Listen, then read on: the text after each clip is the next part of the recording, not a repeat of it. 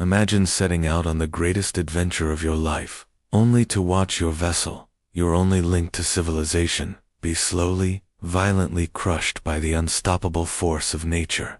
This isn't fiction.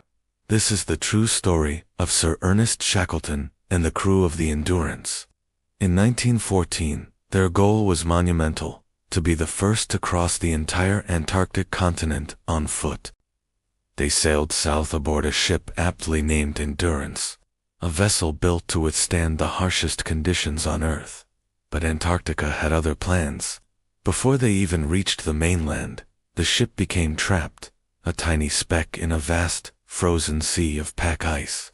For 10 long months, the 28 men were prisoners of the ice, watching, waiting, and hoping for a thaw that would never come.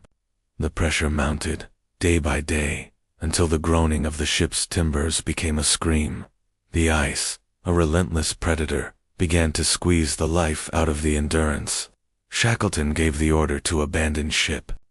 They watched as their home, their sanctuary, was splintered and swallowed by the ice, leaving them stranded on a floating ice floe, hundreds of miles from land, with only 3 small lifeboats and whatever supplies they could salvage. This was the moment that would define Shackleton's legacy. Faced with a situation that spelled certain doom, his mission changed. It was no longer about crossing a continent. It was about saving every single one of his men. His leadership, his unwavering optimism in the face of absolute despair, was the only thing standing between his crew and a frozen grave. They were adrift in the most hostile environment on the planet. Their journey for survival had just begun. For the next 5 months, they lived on the ice, naming their temporary home Patience Camp. They hunted seals and penguins to survive, their rations dwindling. The ice beneath them was constantly shifting, breaking apart. They were adrift on a dying raft. Shackleton knew they couldn't stay. They had to reach open water and attempt the impossible: sail their small lifeboats across the treacherous Southern Ocean. When the ice floe finally broke up, they launched the 3 boats: the James Caird, the Dudley Docker, and the Stancomb Wilson to the icy, turbulent sea. For 7 harrowing days, they battled freezing temperatures, monstrous waves, and constant soakings that threatened to freeze them solid. They were exhausted, frostbitten, and starving, but they finally made landfall on the desolate, uninhabited Elephant Island. It was the first time they had stood on solid ground in 497 days. But their ordeal was far from over. Elephant Island was a barren rock, far from any shipping lanes. No one was coming to rescue them. There was no hope of being found. So, Shackleton made a decision that sounds like pure madness. He would take 5 of his best men and attempt to sail one of the lifeboats. The 22-foot James Caird, across 800 miles of the world's most dangerous ocean to reach the whaling stations on South Georgia Island. It was a staggering gamble.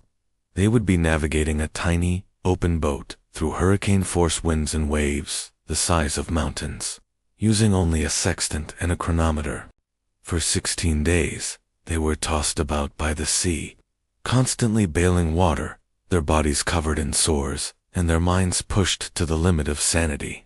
It's a feat of navigation and seamanship that is still considered one of the greatest open boat journeys ever completed. Miraculously, they landed on South Georgia Island, but they had landed on the wrong side. The whaling stations were on the other side of the island, separated by a treacherous, unmapped mountain range of glaciers and peaks that no human had ever crossed. Shackleton, along with 2 of his men, Tom Crean and Frank Worsley, with nothing but 50 feet of rope and screws pushed through their boots for grip, set off to cross the mountains. For 36 continuous hours, they climbed and trekked, without sleeping bags or a tent, driven by the thought of the 22 men they had left behind on Elephant Island. When they finally staggered into the Stromness whaling station, covered in soot and grime, with long hair and gaunt faces, the children ran from them in fear. The station manager didn't even recognize them, but they had made it. They had found help. However, Shackleton's journey wasn't over. Getting himself to safety was never the goal.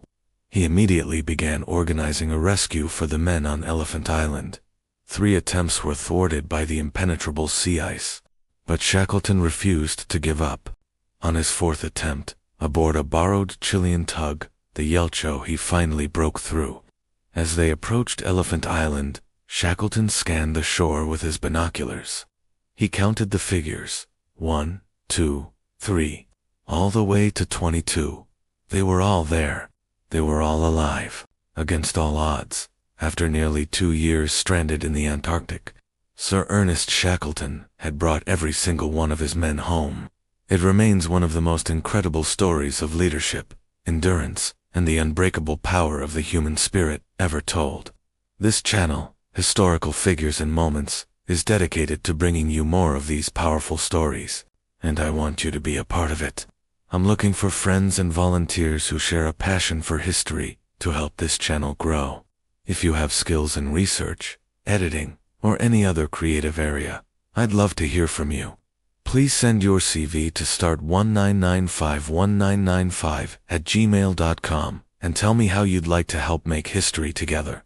Thank you for watching. If this story moved you, please subscribe for more epic tales from our past.